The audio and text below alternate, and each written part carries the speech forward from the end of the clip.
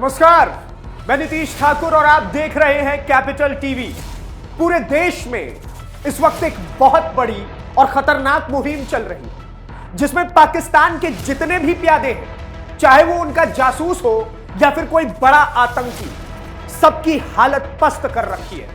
हमारी intelligence agency ने एक एक करके चुन चुन कर किसी को घर से उठा रही है, किसी को चलते फिरते उठा ले रही है, और कोई तो नॉर्थ ईस्ट से पकड़ा जा रहा है, कोई उत्तर प्रदेश से, तो कोई गाड़ी में पंचर लगाते हुए उठा लिया गया है। मगर कहानी यहीं पर खत्म नहीं होती, बल्कि राजधानी दिल्ली से एक बड़ी खबर सामने आई है, जहां दिल्ली पुलिस की स्पेशल सेल ने एक बड़े आतंकी नेटवर्क का खुलासा किया है। यह मामला सिर्फ एक व्यक्ति की गिरफ्तारी तक सीमित नहीं है दोस्तों, बल्कि इसके तार सीधे पाकिस्तान और वहां की खुफिया एजेंसी आईएसआई से जुड़े हुए बताए जा रहे हैं। दिल्ली के गाजीपुर इलाके से स्पेशल सेल ने एक संदिग्ध आतंकी हैंडलर को गिरफ्तार किया है, जिसकी पहचान शब्बीर अहमद लोन के रूप में हुई है।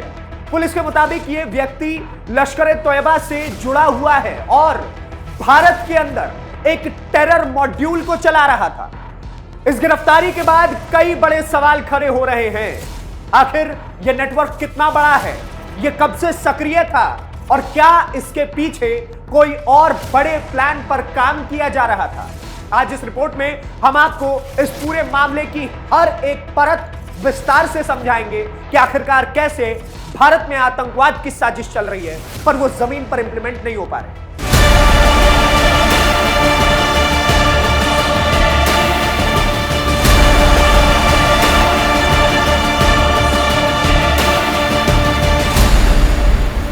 दिल्ली बॉर्डर से नापाक खुलासा हुआ है, जिसने सुरक्षा एजेंसियों की नींद उड़ा दी है।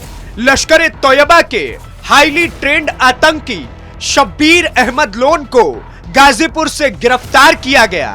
दिल्ली की सीमा पर पुलिस ने खूंखार आतंकी को केंद्रीय आतंकियों की मदद से पकड़ने में कामयाबी हासिल की है, जो बांग्लादेश में बैठकर पाकिस्तान की खुफिया एजेंसी आईएसआई के इशारे पर काम कर रहा था। उसका मकसद था भारत में नया आतंकी मॉड्यूल को तैयार करना। जांच में खुलासा हुआ कि शब्बीर अहमद लोन इसके लिए बांग्लादेशी युवाओं की भर्ती कर रहा था। शब्बीर अहमद के तार लश्कर के टॉप कमांडर्स से भी जुड़े हुए थे। भारत के कई संवेदनशील ठिकानों की जानकारी भी ये पाकिस्तान तक पहुंचा चुका था। इस मॉड्यूल ने दिल्ली और कोलकाता में भारत विरोधी पोस्टर्स भी लगाए थे, जिसके बाद सुरक्षा एजेंसियां पहले से ही अलर्ट पर थी। गिरफ्तारी के वक्त शब्बीर के पास पाकिस्तान, बांग्लादेश और नेपाल की करेंसी भी बरामद हुई, जो इस पूरे नेटवर्क के इंटरनेशनल कनेक्शन की ओर इशारा करता है। इससे पहले तमिलनाडु और कोलकाता से जुड़े हुए लोगों की गिरफ्तारी हो चुकी है। जांच में यह भी सामने आया है कि इस पूरे नेटवर्क का बेस कोलकाता में तैयार किया गया था, जहां उमर फारूक नाम के शख्स के जरिए किराए पर एक ठिकाना लिया गया। यानी कि साजिश सिर्फ एक शहर तक सीमित नहीं थी, बल्कि पूरे देश में आतंकी नेटवर्क फैलाने की फुल प्रूफ प्लानिंग चल रही थी। वहीं अगर शब्बीर अहमद लोन के क्रिमिनल रिकॉर्ड्स पर नजर डालें, तो मालूम पड़ता है कि यह कोई साधारण आतंकी नहीं है, बल्कि इसी शब्बीर को दिल्ली पुलिस ने साल 2007 में आतंकवाद के आरोप में गिरफ्तार किया था। वहीं साल 2019 में कोर्ट से जमानत मिलने के बाद वो बांग्लादेश भाग गया था। ढाका में रहकर उसने आईएसआई के लिए आतंकी सेल बनाए और शब्बीर ने पाकिस्तान के मुजफ्फराबाद में आतंकी ट्रेनिंग भी ली हुई है। आतंकी शब्बीर अहमद लोन की गिरफ्तारी के बाद अब कई तरह के सवाल उठ रहे हैं। क्या भारत में नया आतंकी नेटवर्क खड़ा करने की साजिश थी? क्या बांग्लादेश के रास्ते भारत में घुसपैठ की साजिश थी? आईएसआई की ये नई चाल कितनी खतरनाक है? दिल्ली पुलिस की स्पेशल सेल अब प्रेस कॉन्फ्रेंस करके इस पूरे नेटवर्क का खुलासा कर रही है। अब तक कुल मिलाकर 8 लोगों की गिरफ्तारी की जा चुकी है, जिनमें कुल मिलाकर 6 बांग्लादेशी नागरिक शामिल हैं। दिल्ली पुलिस ने बताया कि शब्बीर अहमद लोन के मॉडल को उन्होंने बीते महीने ही फोड़ा था। उन्होंने बताया कि इस मॉडल के 8 लोगों को बीते महीने 8 फरवरी को ही गिरफ्तार कर लिया गया था, जिसमें कि 7 बांग्लादेशी थे और एक पश्चिम बंगाल के मालदा का रहने वाला उमर फारूक था। साथ ही उन्होंने बताया कि शाबिर के पास से पाकिस्तान की करेंसी, नेपाल की करेंसी और बांग्लादेश की करेंसी के साथ साथ इसके पास से नेपाल का सिम भी मिला है। साथ ही इसके कांटेक्ट में कई ऐसे लोग भी शामिल हैं जो बेहद ही खतरनाक आतंकी है। साल 2007 में इसे खुद जाकिर उल नकवी हैंडल किया करता था। इस बार इसके हैंडलर्स के कोड नेम भी दिल्ली पुलिस के पास आ चुके हैं, जिसमें अबू उसेफा और सुमेमा बाबा शामिल हैं। दर्शकों, ये कोई ऐसी वैसी घटना नहीं है, बल्कि एक बहुत बड़ी गिरफ्तारी है लश्कर के इस आतंकी शाबिर अहमद लोन की।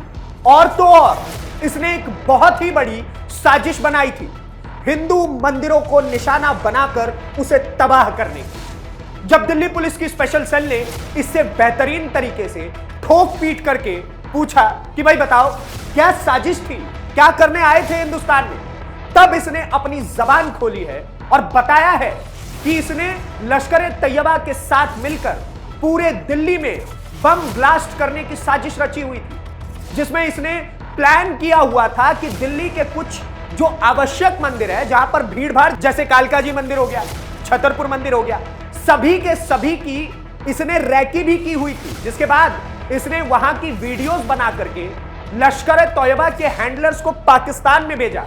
जिसके बाद इसने कई भीड़ भाड़ वाली जगहों को भी निशाना बनाया, चाहे वो पहाड़गंज का बाजार हो या फिर चांदनी चौक हो, सभी को निशाना बनाया गया। आगे की पूछताछ में शाबिर ने बताया कि लश्कर तैयबा और आईएसआई ने मिलकर के प्लानिंग बनाई हुई है कि भारत के अंदर, बहुत बड़ी खबर है दोस्तों, ध्यान दीजिएगा, भारत के अंदर एक नया आतंकी संगठन तैयार किया जाए जिसके तार बांग्लादेश के साथ जोड़े जाएं और उसका इस्तेमाल करके भारत के अंदर तबाही मचाई जाए। इसने आगे यह भी बताया कि उस आतंकी संगठन के लिए तैयारियां शुरू भी की जा चुकी थी और आतंकियों की भर्ती भी करने लगे थे ये लोग। पुलिस के दिए बयानों के हिसाब से अगर समझा जाए तो मालूम पड़ता है कि शाबिर और आईएसआई साथ ही लश्कर मिलकर भारत के खिलाफ एक बड़ी साजिश रच रहे थे। शाबिर के द्वारा जो बातें बताई गई वो दिल दहला देती है कि आखिर कितनी बड़ी साजिश की तैयारी में ये सब मिलकर भारत को, खासकर दिल्ली को बर्बाद करने की साजिश रच रहे थे। कैसे पाकिस्तान भारत की इस तरक्की से तिल मिलाया हुआ है कि कुछ भी करे पर भारत को पीछे खींचे। पर इस वक्त भारत की खुफिया एजेंसियां भी पाकिस्तान के साथ इस आंतरिक युद्ध को लड़ने के लिए कमर कस चुकी है। शाबिर ने बताया कि वो आईएसआई और लश्कर के साथ मिलकर काम कर रहा था। आईएसआई और लश्कर तैयबा मिलकर भारत के अंदर नया आतंकी संगठन खड़ा करने की तैयारी में है, जिसके लिए कई आतंकियों को भारत के अंदर भर्ती भी किया जा चुका है। दिल्ली के कई जगहों को दहलाने की साजिश भी हो चुकी है। दिल्ली के कई मंदिर जैसे कालका जी और छतरपुर मंदिर की रैकी भी हुई थी। छतरपुर और कालका जी मंदिर की वीडियोस बनाकर आईएसआई को भेजी भी जा चुकी है। दिल्ली के कई बाजारों को भी निशाना बनाया गया था, जिसमें दरियागंज बाजार और चांदनी चौक बाजार शामिल हैं। जांच एजेंसियों के मुताबिक शबीर अहमद लोन ने पाकिस्तान अधिकृत कश्मीर में स्थित एक आतंकी कैंप में ट्रेनिंग ली थी। उसे दौरा ए आम और दौरा ए खास जैसी ट्रेनिंग्स भी दी गई थी, जिसमें बुनियादी और उन्नत स्तर की आतंकी गतिविधियों के अंजाम देने की तैयारी करवाई जाती। यानी कि बहुत ही पीएचडी डिप्लोमा कर रखा है इसने आतंकवाद में। इसके बाद वो बांग्लादेश चला गया, जहां से उसने भारत में एक नया नेटवर्क तैयार करने का काम शुरू कर दिया था। यानी ये साफ है कि ये कोई छोटा मोटा अपराधी नहीं है, बल्कि एक प्रशिक्षित आतंकवादी है, पढ़ा लिखा टेररिस्ट है, जो लंबे समय से सक्रिय है और बार बार नेटवर्क खड़ा करने की कोशिश करता रहता है। जांच में यह भी सामने आया है कि उसने कोलकाता में एक ऑपरेशनल बेस तैयार किया था, जहां से वो अपने नेटवर्क को संचालित कर रहा था। वहां से दिल्ली और अन्य शहरों में गतिविधियों को अंजाम दिया जा रहा था। कोलकाता में तैयार किया गया था ऑपरेशनल बेस, दिल्ली में करनी थी आतंकी एक्टिविटी। कई शहरों में था शाबिर का नेटवर्क। सुरक्षा एजेंसियां अब हाई अलर्ट पर। दर्शकों, आज जो खुलासा हुआ है वो सिर्फ एक गिरफ्तारी की कहानी नहीं है, ये उस गहरी साजिश की झलक है जो सरहद के पार बैठा पाकिस्तान, आतंकिस्तान भारत के खिलाफ लगातार बुनता रहता है। शाबिर अहमद लोन की गिरफ्तारी ने यह साफ कर दिया है कि दुश्मन अब सिर्फ सीमा पर नहीं है या सीमा के उस पार भी नहीं है, बल्कि हमारे शहरों, हमारे गलियों और हमारी आस्था के केंद्रों तक पहुंचने लगे। सोचिए, अगर यह साजिश कामयाब हो जाती, अगर समय रहते हमारी देश की सुरक्षा एजेंसियां इसे नहीं पकड़ पाती, तो आज तस्वीर कितनी ज्यादा भयावह हो सकती थी। दिल्ली के मंदिर, भीड़भाड़ वाले बाजार और आम नागरिक सब इस नापाक प्लान का निशाना बनने वाले थे। लेकिन मैं यहां एक बात पूरे भरोसे के साथ कहना चाहता हूं, यह नया भारत है, यह 2008 वाला भारत नहीं है, या फिर यह वो भारत है जो घर में घुसकर मारता भी है और साजिश को जन्म लेने से पहले खत्म कर देता है। आज हमारी खुफिया एजेंसियों ने यह साबित कर दिया है, पाकिस्तान चाहे जितनी भी चालें चल ले, लेकिन आईएसआई चाहे जितनी भी साजिशें रच ले, लेकिन अब भारत हर मोर्चे पर तैयार है।